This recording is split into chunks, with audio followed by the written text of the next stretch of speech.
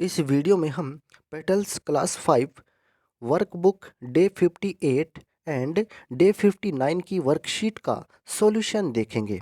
सबसे पहला हमारा क्वेश्चन है, fill in the blanks using the given hints. आपको यहाँ पर कुछ संकेत दे रखे हैं, इनको यूज करके आपको ये खाली जगह भरनी है। जैसे दिस इज आ, ये एक वचन के लिए है, दिस एक वचन के लिए लगता है, यह एक है, क्या है।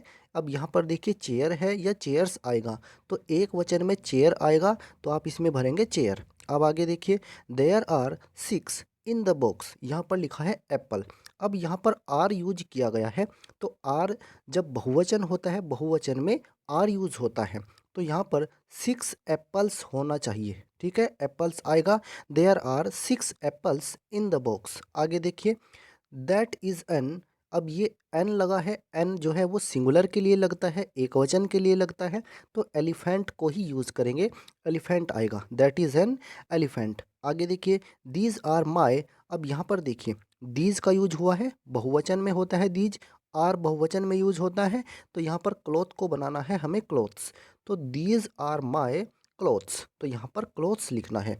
अब देखते हैं हम अपने सेकंड क्वेश्चन को, rearrange the words and make meaningful sentences, use capital letter and full stops wherever necessary। आपको कैपिटल लेटर का यूज़ करना है और फुल स्टॉप का भी यूज़ करना है जहाँ पर ज़रूरी हो।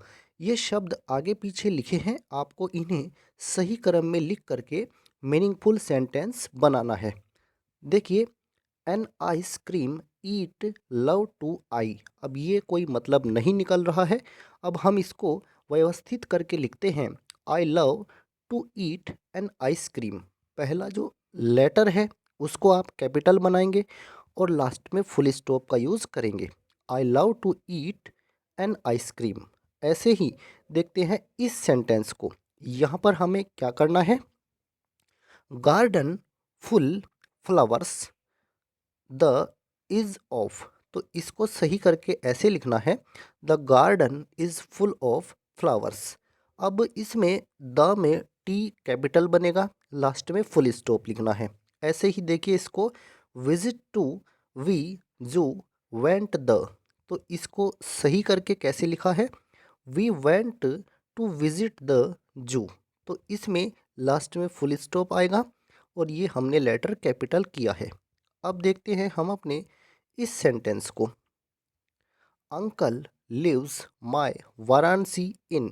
अब वाराणसी एक शहर का नाम है, एक जगह का नाम है, इसको भी आप कैपिटल कर देंगे, my uncle lives in Varanasi, मेरे चाचा वाराणसी में रहते हैं।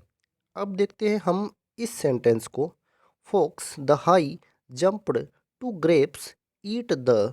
अब इनको सही करके कैसे लिखना है, the fox jumped high to eat the grapes.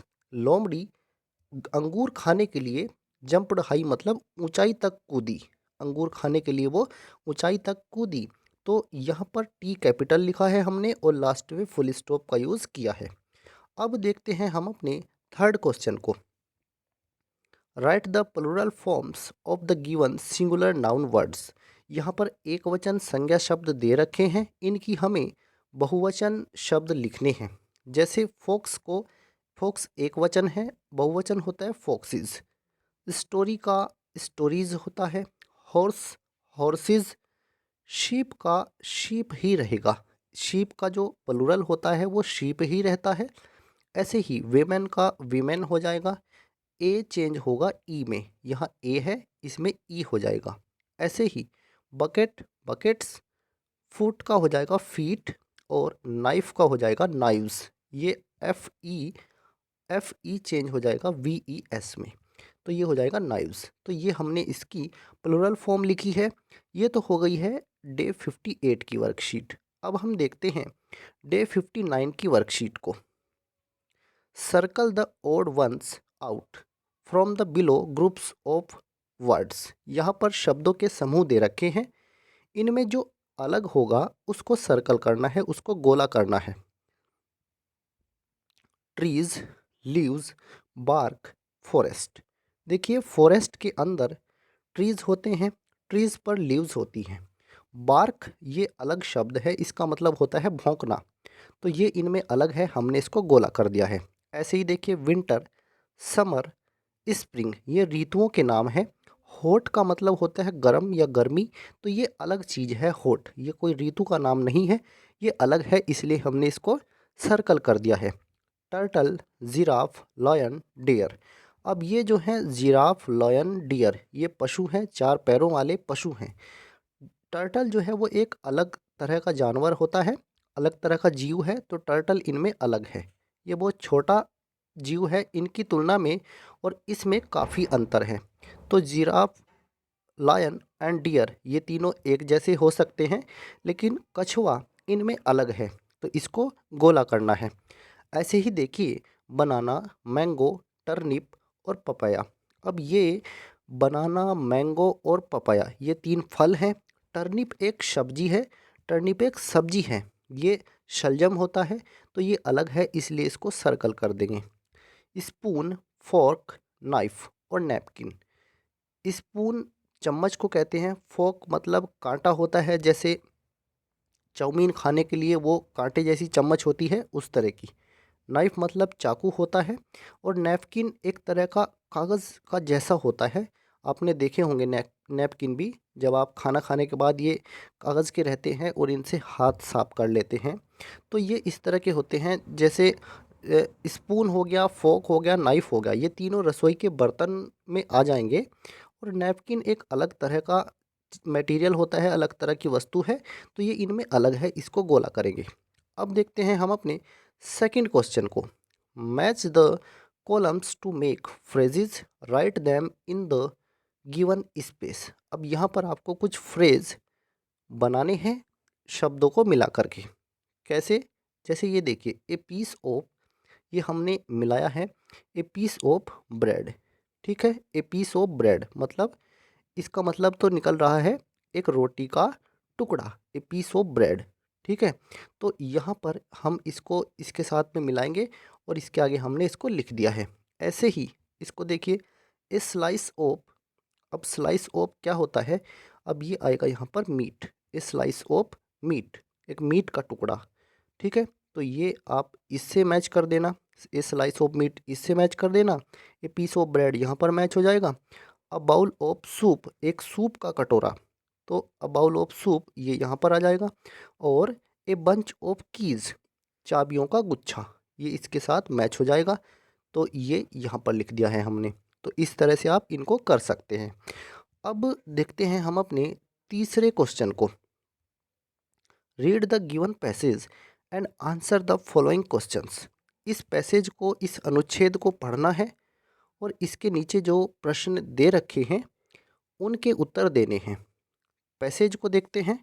One morning, एक सुबह, Rohit was in the garden, Rohit बगीचे में था। He dug a hole in the ground, उसने ज़मीन में एक गड्ढा खोदा।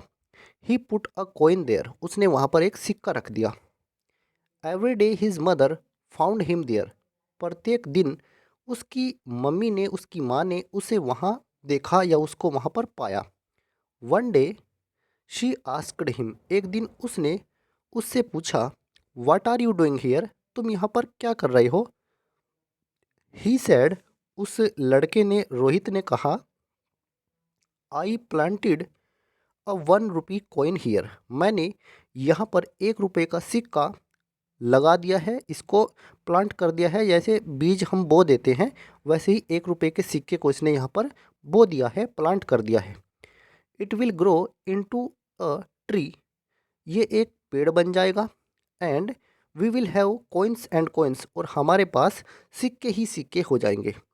His mother laughed and said, उसकी माता हंसी और कहा, डियर सन, प्यारे बेटे, ओनली सीड्स ग्रो, केवल बीज ही बड़े होते हैं, बीज ही पौधे बनते हैं, या फिर वो बाद में पेड़ बनते हैं। इनटू ट्रीज, वही बाद में पेड़ बनते हैं। नॉट कॉइन्स, सिक्के नहीं बनते। अब देखते हैं इस अनुच्छेद पर प्रश्न के उत्तरों को। Where was Rohit in the morning, Rohit सुबह में कहाँ था? तो रोहित कहाँ था? Rohit was in the garden, Rohit बगीचे में था। What did he do there, उसने वहाँ पर क्या किया? He dug a hole in the ground and put a coin he dug a hole in the ground and put a coin there. उसने जमीन में एक गड्ढा खोदा था और उसमें एक सिक्का रख दिया था। आगे, what did his mother ask him, उसकी माता ने उसे क्या पूछा। She asked him what are you doing here, उसने पूछा तुम यहाँ पर क्या कर रहे हो। तो इस तरह से ये डे 59 की वर्कशीट है। अगर आपको यह वीडियो अच्छा लगा है तो इसको लाइक ज़रूर कीजिए, शेयर कीजिए। धन्यवाद।